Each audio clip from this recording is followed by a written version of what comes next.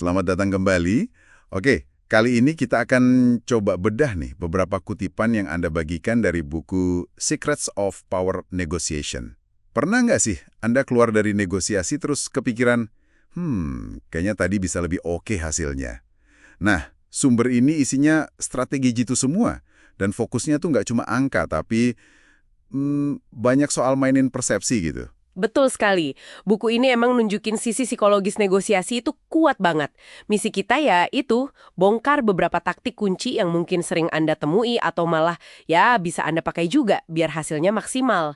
Tapi penting juga nih, sambil tetap jaga hubungan baik sama pihak lain. Itu kuncinya. Oke, siap. Langsung aja deh, taktik pertama yang cukup menarik. Jangan pernah bilang iya ke tawaran pertama. Loh, kenapa gitu? Kalau tawarannya udah bagus, kenapa nggak langsung sikat aja? Nah, ini dia. Secara psikologis, ini penting banget. Kalau kita langsung terima tawaran pertama, sebagus apapun buat kita ya, itu sering bikin pihak lain jadi agak curiga. Mereka bisa mikir, waduh, jangan-jangan saya nawarnya ketinggian. Atau wah, harusnya tadi bisa lebih rendah lagi nih. Di buku ada contoh, negosiator nurunin harga iklan dari $2.000 jadi $500. Wah, jauh banget itu. Iya, tapi karena penjualnya langsung setuju, si negosiator malah jadi nggak puas. Dia mikir, wah jangan-jangan bisa lebih murah lagi tadi. Malah jadi ragu gitu loh. Oh, gitu ya.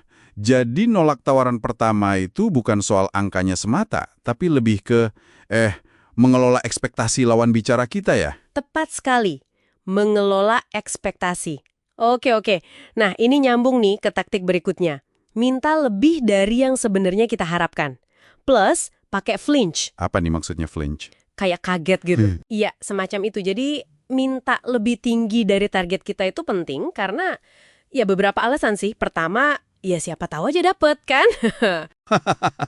Iya juga ya. Tapi lebih dari itu, ini ngasih kita ruang buat nanti turun. Justru itu bikin tawaran akhir kita kelihatan lebih berharga buat lawan. Terus ini juga bisa mencegah deadlock di awal. Dan yang menarik, ini bikin kondisi di mana pihak lain itu merasa menang pas kita akhirnya ngalah ke angka target kita sebenarnya. Jadi win-win solution tapi versi persepsi ya? Bisa dibilang gitu.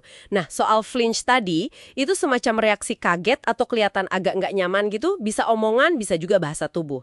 Pas dengar tawaran awal lawan, kita kasih reaksi flinch itu, gunanya buat nguatin kesan kalau tawaran mereka itu, ya, jauh deh dari harapan kita. Oke. Pinter juga ya mainin reaksi gitu. Jadi, selain ngelola ekspektasi lewat angka dan reaksi, ada juga cara ngelola proses keputusannya ya. Ini nih taktik klasik, pakai higher authority, alasan wewenang lebih tinggi. Ya ini sering banget dipakai taktik, wah saya harus tanya atasan dulu, atau saya diskusikan sama tim ya, atau waduh mesti nanya pasangan saya nih.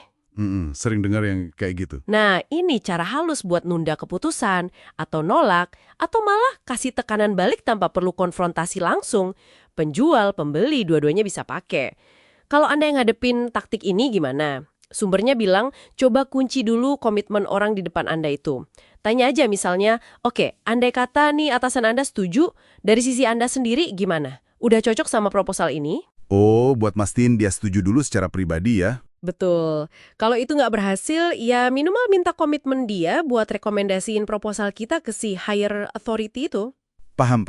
Jadi biar nggak lepas gitu aja ya? Oke, nah, ada satu lagi nih yang seringnya muncul pas udah mau kelar. Namanya the nibble, gigitan kecil di akhir. Gimana tuh? Iya, ini momennya krusial banget. Disebut nibble karena kayak permintaan kecil-kecil gitu, munculnya pas kita udah, wah lega nih, udah mau deal. Contohnya, harga mobil udah oke nih, udah deal. Tiba-tiba pembelinya letuk. Oh iya, bonus karpet dasar sama anti karatnya termasuk kan ya? Wah, ini nih, sering banget kayak gini. Nah, di momen itu kita jadi rentan banget. Karena udah males kan negosiasi lagi, takut dealnya batal cuma gara-gara nolak permintaan seuprit itu. Bener banget. Udah capek mikir, udah pengen cepet selesai aja rasanya. Terus gimana dong nangkalnya? Cara paling efektif, kata buku ini ya, pakai prinsip trade-off. Tukar tambah. Jadi jangan langsung bilang iya, jangan juga langsung nolak. Bilang aja gini, oke kalau kami bisa bantu soal itu, misalnya karpetnya. Kira-kira apa nih yang bisa Anda kasih sebagai gantinya? Jadi minta imbalan balik gitu ya? Iya, ini biasanya langsung bikin orang mikir 2 kali buat minta gigitan-gigitan kecil lainnya. negosiasinya jadi seimbang lagi. Oke, mantap nih. Jadi kalau kita rangkum sedikit ya, kita udah lihat beberapa strategi inti nih. Pertama, jangan terima tawaran pertama buat ngelola psikologi lawan. Kedua, minta lebih tinggi dari target, plus pakai flinch buat bangun ruang nego. Ketiga, manfaatin higher authority buat kontrol alur keputusan. Terus yang terakhir, hati-hati sama nibel di akhir, tangkis pakai trade-off. Intinya sih, banyak dari taktik ini mainnya di pengelolaan persepsi. Sumber ini nekenin banget pentingnya bikin pihak lain merasa mereka dapat deal yang bagus. Padahal sebenarnya, ya kita juga capek target kita. Jadi kayak permainan aja, ada aturan mainnya, ada strateginya. Paham ini aja udah ngasih kita keunggulan loh. Sip. Nah, sebagai penutup nih, ada satu pemikiran menarik dari buku ini buat Anda renungkan. Katanya gini, seringkali kata tidak dalam negosiasi itu bukan penolakan final, tapi cuma posisi awal aja. Gimana kalau Anda mulai ngelihat setiap penolakan itu bukan sebagai akhir obrolan, tapi justru kayak undangan buat gali lebih dalam lagi, buat negosiasi lebih lanjut. Kira-kira perubahan apa ya yang mungkin terjadi dalam interaksi Anda berikutnya? Coba direnungkan deh.